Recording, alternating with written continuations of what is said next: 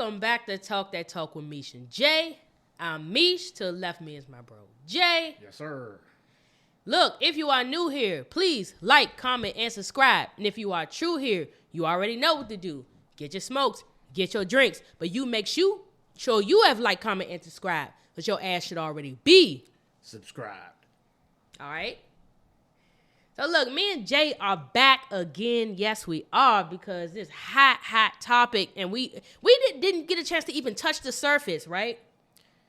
On the whole Katt Williams being on Club Shay Shay, doing an interview, dragging all the top 10 comedians, as Michael Blackson likes to say it. So we're going to get into stuff that we hadn't addressed, stuff we want to address, and any additional comments that we have.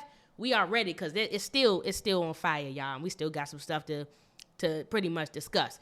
But look, please make sure if you stumbled across our channel and you not already subscribed, we're a Trending Topics channel. Please like, comment, and subscribe ASAP right now. And make sure you follow us on our Instagram too. Talk That Talk Meesh_J. If you don't like a topic today, you'll like a topic tomorrow. All right? Get us to 300 subscribers, please. That's right. We want we trying to get to 300 subs, y'all. We've been working hard to try to pull them. We did thank you for the subs that we have gotten. I think we got like 3 more subs since we posted our last episode. So thank you on that note, right? Thank you guys. Okay? So anything before we start, bro? Nah, let's get to it. Let's get it. We about to jump right in. So, look, we want to get in these responses. Like, Michael Blackson responded to Katt Williams saying what he said. He was triggered. Ricky Smiley was triggered, right? He responded. Damn, who the hell else responded? Somebody else. It was so far Michael Blackson and Ricky Smiley, correct? Well, those the two that I heard. I heard Kevin Hart did, but I haven't really seen it yet. Right. They just showed the old one. Yeah, well, I heard he responded to the new one. Okay. But I haven't seen it. Okay. But the internet is on fire. Facts. I mean, I got to work. I was scrolling. And that's all I see. Everybody was talking about it. You know, everybody was talking about it because Katt Williams came in there on Club Shay Shay deep, confident, and ready to just basically prove himself correct. Basically, because he's saying they already talk shit on him. Hey, man. They had talked shit on him on other episodes, so can you blame the man for coming and setting the record straight? Hey, look. Can we blame the man? Thank you, bro. We're on another episode, and we already did this, I'm definitely not recanting my statements. And I ain't recanting either. We just going to get into it. I definitely think what I think about what's going on with this. Jay and I are both on different sides of the coin right now, because he's definitely not necessarily a Katt Williams fan. But you know what? We're going to get into it. So I want to just start with this first. I want to start with Michael Blackson, okay? And what my God he had to say in regards to what he said. So first, I'm going to go with what Katt Williams said for anybody who hadn't seen Club Shay Shay. And then I'm going to read off what Katt Williams said. Hopefully in his language. That's what I'm going to try. All right, let's start here. Hold on. That's supposed to be used as a learning experience. Most comedians don't get booed enough. I mean, this is how you end up with a Michael Blackson, who's a real African doing a fake African accent. Okay, well, this guy is mad at me. All I did was give him the best advice of his life. Remember, he was wearing dirty dashikis, and I told him he needed to dress to be in the position that he's trying to say that he's in. And if you're the African king of comedy, sir, there's actually comedians in Africa doing comedy. If you're going to say that, you got to go to Africa and get a school, dude. Everybody got, you got to put in some work. And these guys, they take my advice, they change their whole persona, and then they hate me for it. And generally, I'm just too big to comment or make a statement about it or do a picture. So that was his part. So let me read what Michael Blackson had to say in regards to his response. Okay. So he responds and shares his list of top black comedians alive. And he says, and I quote, y'all, I'm going to do a bad African accent, no word. Katt Williams is a very smart midget nigga. He took shots at the top 10 comedians alive. Today, so we can all respond and make him relevant again. I can't believe this lying, dehydrated leprechaun said he told me to build that school. Laughing my ass off. I only built that free school so that kids can whip your ass for free, Marasaka. Okay? Katt Williams is definitely top 10 comedians of all time and top 5 alive, but we all have to agree. He gave him his props. He did give him his props. I do appreciate that. We all have to agree that he is not the Katt of 2005, right? So he names the top 10 black comedians alive. Eddie Murphy, Chris Rock, That's right. Dave Chappelle. That's right. Katt Williams on number 4, so he still gave him his props again. Top 5 though. Exactly. Yeah, he's in top 5. Exactly. Martin Lawrence. He put Martin Lawrence below Katt Williams though? What do you think about? Me personally, Martin, I don't know why you asking me, because I'd have had Katt Williams like a little. Right, that's what I'm saying. Now that I don't agree with. Martin is on top. Martin is on top. I'm not gonna lie. Maybe not today's Martin. I don't know where it's standing. Maybe today's Martin, but Martin on top for me. Then he said, Kevin Hart right after Martin Lawrence, Mike Epps, Cedric, Earthquake, and guess who 10 is? You Beach Marasaka. So he put him at 10 again, even though he named him as 4. I'm a little confused about that. Okay, he told him he's 10, even though he put him at 4. So no, he put himself at 10. Oh, he said he at 10. Yeah, he put himself at 10. He's the Beach Marasaka. Michael Blackson put himself at 10. Yeah, he's talking about himself. Okay, yeah. Do you believe that? What? That he put himself at number 10? No. Do you believe he is top 10? Michael Blackson, Murasoka. Top 10? I don't. It's a whole bunch of comedians out there that I could put up there that I could take off that. Well, there's a few I could. Man, it's a lot of comedians like Joe Coy. Yeah. For me, I'm putting him in the top 10. Okay. You know what I mean? It's a lot of local comedians that I like, Right. that I think is good. I definitely wouldn't take Eddie off. I'm not taking Martin off. I'm not Right. taking Kevin. He's down there. He more entertaining than me. Yeah. You know what I mean? Yeah. The comedian before, yes. Yeah. Comedian now, he fell off. Right. So Yeah. it's a lot that I could change. They're interchangeable. You know what I Right. mean? Michael Blackson, I put him up there. I haven't seen a lot of his stuff, but Yeah. I have seen him in person. I think you And have. I personally went and saw Michael Blackson Okay. myself. I got a picture of him. Okay. With me and him. What do you think about him? He's really funny. Yeah, I mean, I liked him on Repo. I seen him in movies because I think he's translated to like an actor a little bit. You know, he did a little acting, but I didn't see much stand up on him. Oh yeah, he got Not a lot much. he got a lot of stand up. But Okay. yeah, but he probably doesn't have enough specials. And that's the problem. Yeah, probably. He ain't got the specials like the rest of them got. Right. So I mean, on Repo, he was done. He told what's her name? Leslie.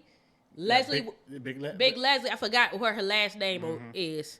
And y'all know who Big Leslie is. Sound like a man, look like a man. He told how she looked like 6 niggas. She looked like 6 niggas. Like, that shit was funny as hell. So I do think he's funny. For him to be working with Master P, you already know he's funny. But I mean, some people took that shit personally. I mean, I think Michael Blackson, he's credible, but I think he was hit with the dirty dashiki and the fake African accent. Because when he say it's fake African, that mean I thought whole he can't time. be, first of all. I thought whole time this shit was real. I thought you can't say fake African accent because he's actually from Africa. Right, I know. You know what I mean? Even though he might have grew up here, he knows the African language. He stays over there in Africa with his people. He does. You know what I mean? He wrong for that. Yeah. That's just like saying our friends that we might got Africans. I got a friend named Maria. She's African, but she doesn't talk. She's talk American. Yeah. But she know the African language. So anytime she could switch up, she talk that language to her family. Right. So, but not around her friends. So anytime she could switch up and talk like that. So is it wrong for me to say, oh yeah, that's fake African? No, she's from Africa. So in a sense, you saying he ain't You're not from Africa. That accent you had was a fake African accent. Okay. He's from Africa. No, I believe he looked like this nigga looked like from Africa, y'all. He talk African. He looked like he from Africa. That's for damn sure. So you saying he don't know African? No, not know. We talk about the accent. He probably know it. Nah, he's just about saying that that shit. How you gonna tell an African he got a fake African accent when he actually from Africa? You never know how he be presenting himself around these people. Just saying. You never know. I mean, I don't know. Look, hey, I don't got no smoke with Michael Blackson. So, hey, he had a right to respond to what was said, but he did give him his props. So I give Michael Blackson his credit. That was just a comedy thing that he wanted to say. A little jokey joke. Yeah, he was being funny. Was joning. Right? He was joning. Come on, right. my guy. Okay. All right. So let's talk about Ricky Smiley then. Because he comes back with a very loving... As he should, on his show. Because he got his own radio show, and he went on there and explained everything. He comes with a very loving explanation of, he don't have an issue with him and all that. And me personally, yet again, it sounds like a bunch of, I can't respond because some of that shit ain't cap that he's saying. He ain't all the way capping. He said a lot about Ricky Smiley. I got a question, though, about this contract. Okay. Why would you want a contract, something like that, in your contract with your name on it? And why would you want to play in a movie with a man wearing a dress in the first place? Yeah, because he was in First Sunday. I mean, why would you want to do that? Yeah, I think and that is what's confusing to me, but what's also confusing to me is why would he write, just like Shannon Sharp asked him, why would you write that in your contract? Yeah, that's crazy. And why does he even have the power? Why does he even have the power to write for someone to do something in their contract and then they actually do it? My thing is, I'm really confused at that. Yeah, I'm confused at why he think he had the power. You know what I'm saying? Some shit got to be common sense. Like, we got to really, take a look like, come on now. Come on. Really. Even so, okay, that's one thing if he play in movies. And in his contract, not Katt Williams. Yeah. That he has to play a certain amount of movies in a dress. That's one thing. Mm-hmm. But when you will have it written, you did it, Katt Williams, in your contract. In your own contract. And then you want to play in a movie with him, that's suspect in itself. Why? Well, he said that he wanted him to be his authentic self. Now, mind you, I ain't never seen Ricky Smiley in a movie as a man other than that Santa Claus. Not gonna lie. And even with Tyler Perry, like I said, Tyler Perry not even believable as a man in the movie. So I get that part, but I think it was another joke. Maybe he pulled another Michael Blackson. Like, he carrying him, but he know, like, that shit ain't really true. It's some truth to it. It's truth mixed with a lie. That's how I feel about it. I think some people like that. I think he hitting a little truth with a little bit of humor with a lie. This is what I want. That's the bottom line. Okay. Katt Williams is one man, one comedian. Yeah. And we listening to one man and one comedian like he God. He's not. If I can hear this same shit from somebody else outside of these 10, 15 people that can say the same thing or go by his statement, the same thing, then you got me. But I refuse to listen to one man, the one that's been causing trouble for God knows how long. Yeah. And I get it. You want to tell the truth. You want to put the truth. Why? Okay. You try to take you're a comedians are almost like family. They're a community. Right. So you telling me you want to destroy a community for fucking what? Why you want to do that? I would say because a person would come and destroy a community that they're not a part of. And why are you the only one that's bitter and coming up with these truths? Because this is it's 100,000 comedians, a whole. We ain't talking about these 10. It's more than that. Facts. Some people that we don't even watch. Right. White, black, no matter. He ain't the only one. Why is he the only one? Because he's adamant to cause trouble. He's adamant to shake the job. Nah. Like I said, he's shaking the job. He's shaking the table. He got a tour coming out, and he's coming out and trying to get. He did what he had to do. Yeah. Congratulations. He got everybody attention. So, all right, he did. All right, maybe he got everybody attention, but I do believe when he make that comment about Steve Harvey, saying that he stole hanging with Mr. Cooper, Mark Curry's role. I mean, it looked kind of close, yeah, but it kind of close my ass. I believe it. Steve Harvey really not that damn funny. Okay, but shit, that damn Mr. Cooper and Steve Harvey show is 20 years old. It is old. Who gives a damn? That's true, but I think also there got to be a truth that he's trying to say is there's a lot of dishonesty going on amongst the comedic community. That should have been said. That should have been said. Not 20 years later. Everybody ain't gonna come. If everybody is in cahoots with each other, it's gonna take an outsider to do it. That's what I'm saying. So People gonna protect. The only person who can't come out and say shit right now is Bernie Mac, and that's because he was betrayed by this very crew. And I know that for a fact. We're only talking about them because they all in a circle. What Right. about the people outside the circle that can't get in?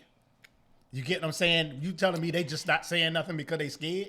I mean, Kevin Hart, and I wish I could play the clip. In certain things, he always, what he say? He say, look, this what he do. One lady brought up how they offer money to them to do things that are not exactly like moral or right. A lady, this was a woman saying this now, and she was on talking to him. They were doing an interview, and he was like, yeah, this is what happens, and they offer you money. He was just like, not even going. You know what I'm saying? So he's a hush puppy.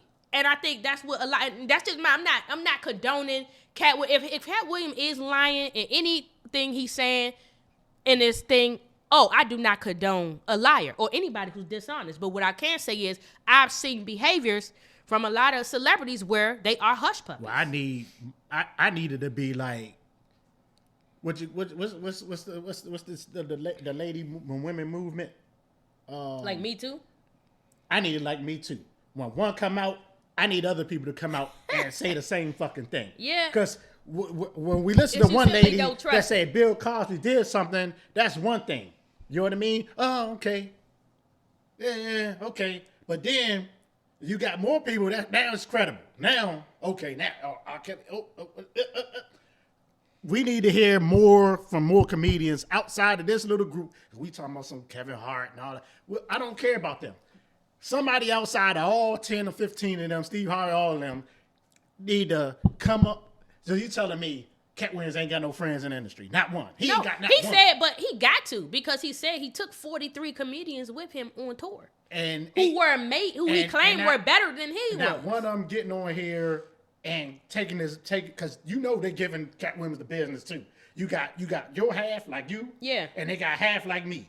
And you telling me he ain't got not one that's gonna come to his rescue to say, yup, this is what happened, he's right. We don't know that. They might. Somebody might. You never know. That shit just dropped. You never know who gonna come. Be like, man, as fast as Michael Blackson, as fast as Ricky Smiley. Well, that's because they was hit. They took a pop. You know what I'm saying? They took a stray bullet. You feel me? Like, of course, they were hit dogs holler. Well, what the hell Ludacris got to do with anything? Dogs holler because that was a question that Shay. You can't blame Katt Williams for him answering the question that Shay asked him. He said, "Are you and Ludacris cousins?"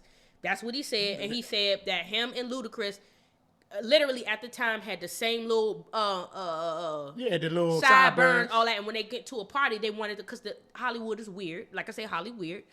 And it was something with the way they both looked, and they felt like they was looking the same. Yeah, because he had the little. So they said one of them couldn't show up looking like the other. The same, but now, do they look alike to me? Hell no. But I don't know why that was even relevant at all.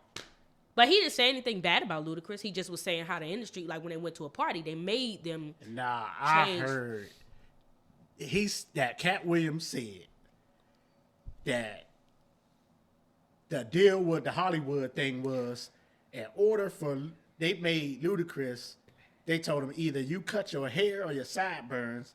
If you do it, you get a 10 movie deal.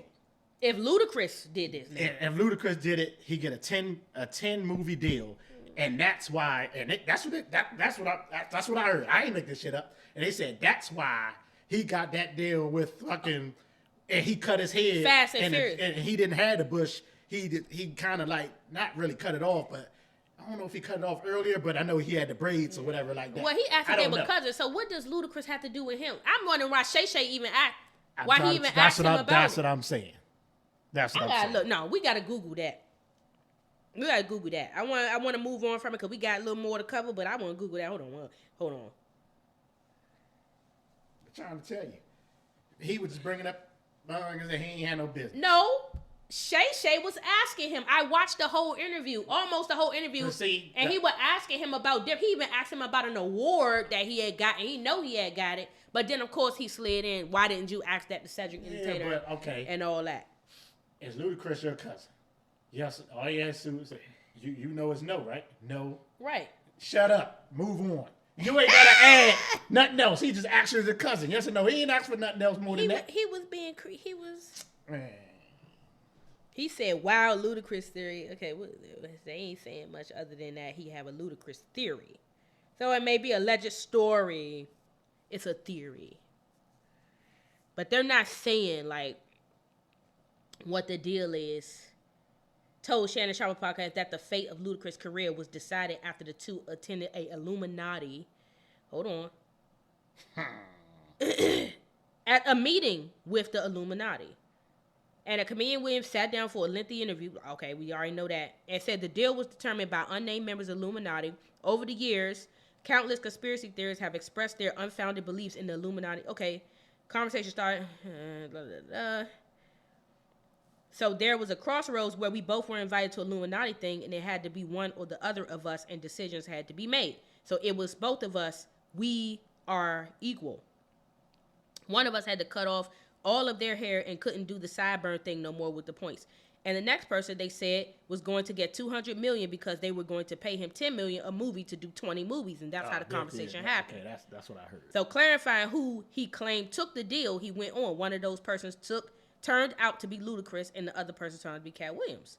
Williams then took things a step forward by saying that one person ended up with a light-skinned, ugly-faced wife, adding that it's part of what they give you. On, my God. And I didn't get it. I'm not mad about it, he said. Why though? Why he said 7 of them got a light-skinned, ugly-faced wife that never did interviews. He said all of them. Man. Now, I ain't gonna lie, Marjorie Harvey ain't ugly, because I know Steve Harvey was the one Steve was talking about. She fine as hell. So I could say, yeah, but she for the streets, but she beautiful. Okay?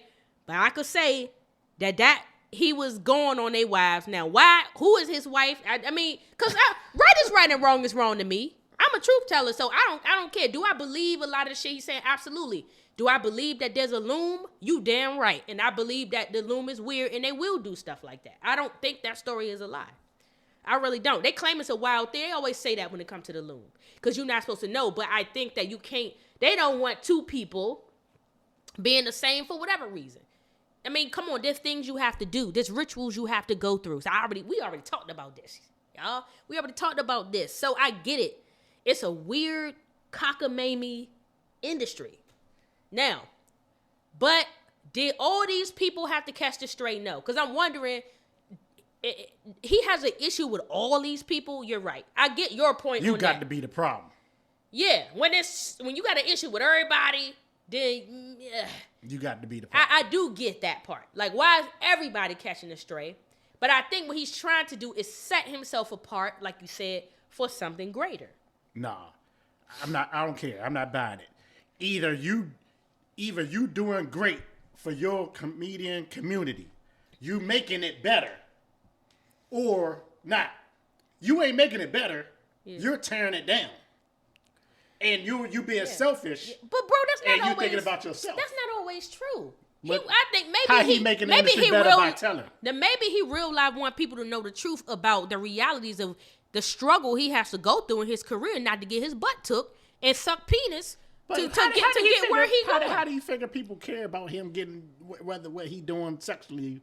People know people, but they will care if they knew. But just it's a hidden thing, it's a secret thing. Corey Holcomb even came out and said, "Mind you, I already because I know this stuff. I follow this stuff." Corey Holcomb on his interview said, okay, let me start here. So Katt Williams said it's their job that when they get into the industry, once they do what they need to do, they make a sacrifice. They have to pretend like they didn't make the sacrifice. That's number one. So Corey Holcomb comes behind this to not have nothing to do with Katt Williams.